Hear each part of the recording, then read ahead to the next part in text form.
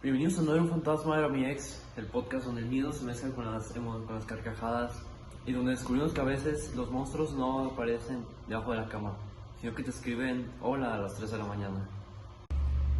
Hoy traemos una historia argentina que te hace dudar de todo, si los fantasmas existen o no, o si somos nosotros que nos asustamos. Y conmigo están Matías, Oscar, Cristian, listos para abrir la puerta del terror o del error. Y Matías, cuéntanos qué pasa en esta divertida historia.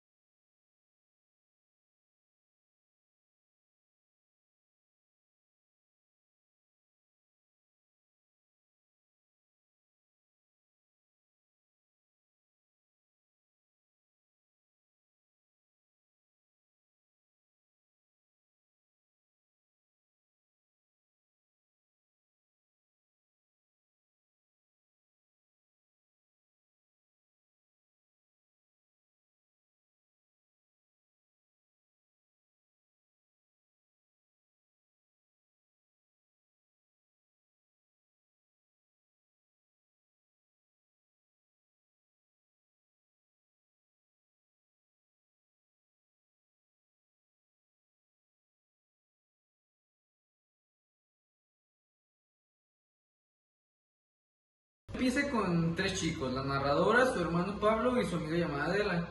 Adela era distinta a los demás porque era misteriosa, era muy callada y tenía solo un brazo. Decía que su perro, un Doberman llamado Infierno. Espera, infierno. ¿Quién le pones a ese perro? Pues cualquier persona, vato. Pues yo puedo ponerle a mi perro como yo quiera. ¿Es su perro? Sí. Exacto, ya con ese nombre la tragedia viene incluida, obviamente. Adela contaba que ese perro lo atacó cuando era una niña y que desde entonces su vida cambió. Pero lo más extraño era su vieja casa, una casa abandonada, llena de polvo, paredes unas y... Que según ella hablaba, ¿no?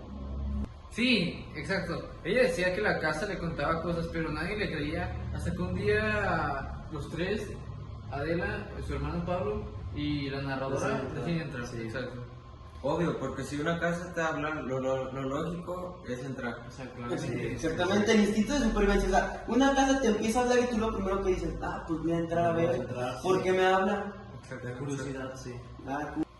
Bueno, y ese zumbido que se escucha al entrar en la casa, que ya dijiste tú, ese zumbido puede representar más bien el remordimiento de saber que podías haber hecho más, pero no lo acabaste haciendo.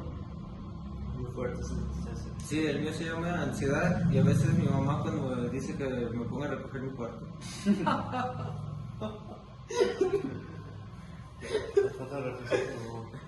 Reflexión con humor. Ese fue el pequeño resumen de la historia. ¿Qué es lo más interesante? No sé qué es. Que cuando acabamos de leer el libro y nos pusimos a analizar, nos dimos cuenta que la casa era como una metáfora de un trauma. Porque aunque tú no quieras volver, la narradora siempre acaba volviendo a ver esa casa y siempre le llegan los recuerdos del pasado. Por ejemplo, Pablo estuvo con el trauma y al final no pudo soportar el trauma y se acabó suicidando. Muy fuerte. Qué devastador. O sea, Pablo es ese amigo que sigue stalkeando a su ex desde hace 3 años. Justamente, vuelve, sufre, promete que ya no lo hará y vuelve a hacerlo. Oh, vaya. Y vuelve a meterse en la casa y así.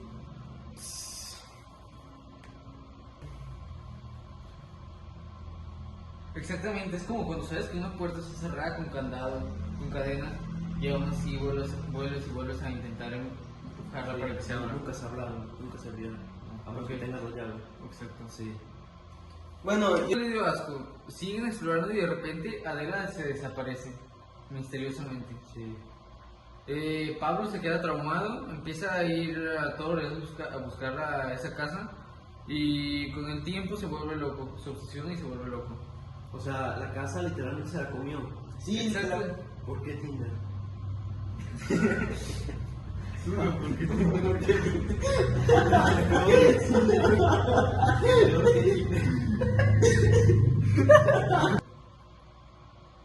En el fondo, todos tenemos una casa de un lugar, una persona, una historia a la que regresamos aunque sepamos que nos va a destruir, que nos va a hacer mucho daño.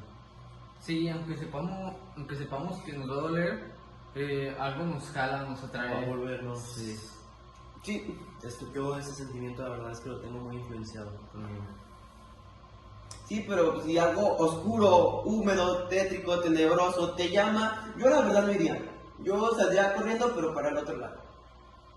Pues yo iría a enfrentarlo, ¿sabes? Es tu primo. Hay que enfrentar los problemas en la vida. Es muy valiente tú. Gracias. ¿Saben qué es lo mejor de la casa de Adela?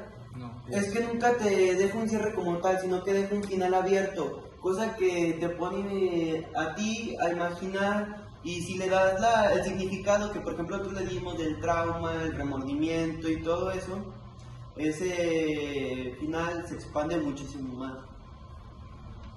Exacto. Exactamente. Muy bien dicho. Los verdaderos fantasmas no vienen de fuera, sino de dentro de nosotros mismos.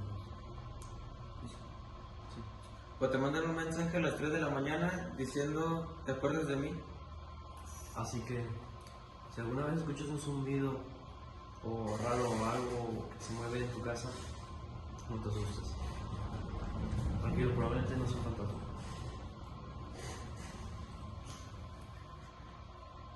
Todos gracias por escuchar este increíble podcast llamado No era un fantasma. A tu ex, gracias por acompañarnos. Hasta la próxima. Mira, este es un breve resumen de la historia de la casa de Adela, para que todos tengamos el contexto de lo que estamos hablando.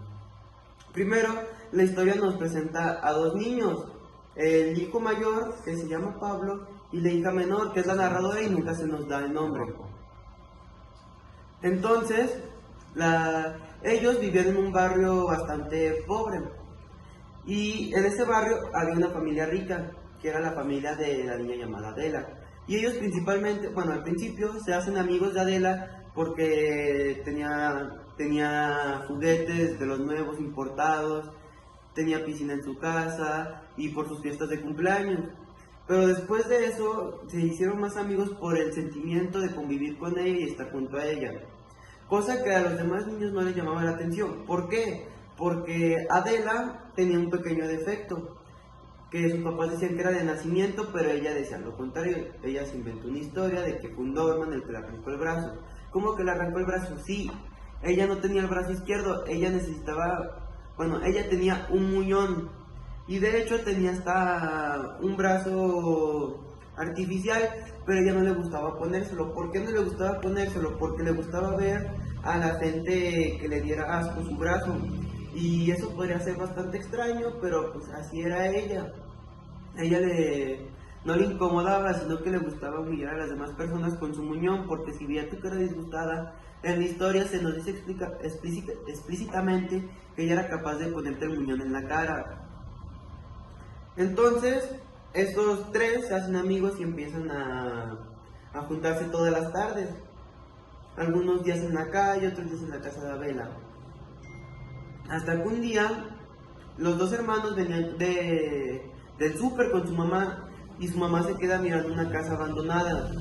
Esa casa abandonada se decía que era de una pareja de ancianos, los cuales murieron hace más de una década. Y la casa estaba abandonada porque los hijos de los ancianos jamás se fueron a reclamarla. Esa casa estaba totalmente tapada. Tenía una puerta de metal con cadena, tenía maderas tapando las ventanas, que eso lo puso un maestro que probablemente mandaron los hijos, nunca se supo, nunca se nos explicó. Entonces, los niños al ver esa casa fueron con Adela porque en ese tiempo a ellos les gustaban mucho las películas de terror. La única que no lo podía ver la película de terror era la narradora. ¿Por qué? Porque su papá y su mamá no la dejaban. Su mamá decía que era muy menor para ver ese tipo de películas. Y siempre el papá se metía diciendo que a su hermano lo dejaban porque él era hombre y así. Entonces ella respondía con un los odio, pero pues nunca las acabó viendo. Y siempre Adela y el hermano se las explicaban, se las contaban todas las historias de terror. Entonces, un día ella fue a la casa de... Bueno, fueron en la casa de Adela, y en la casa de Adela, después de mucho insistir, quedaron que el último día de verano iban a hacer la exploración urbana hacia la casa abandonada. Entonces las semanas pasaron y finalmente se llegó el día.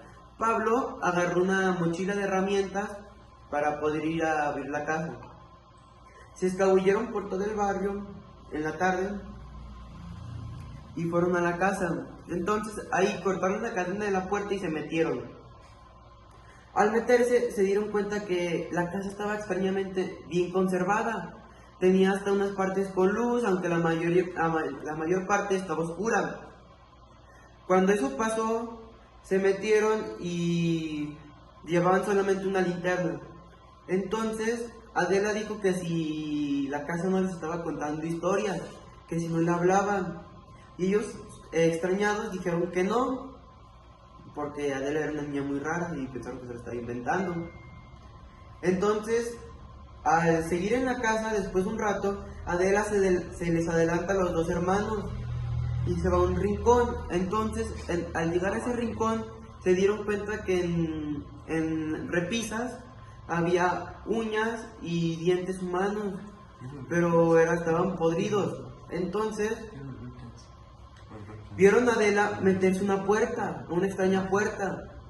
Y al meterse a la puerta, Adela, los demás intentaron ir tras ella, pero al querer abrir la puerta estaba cerrada.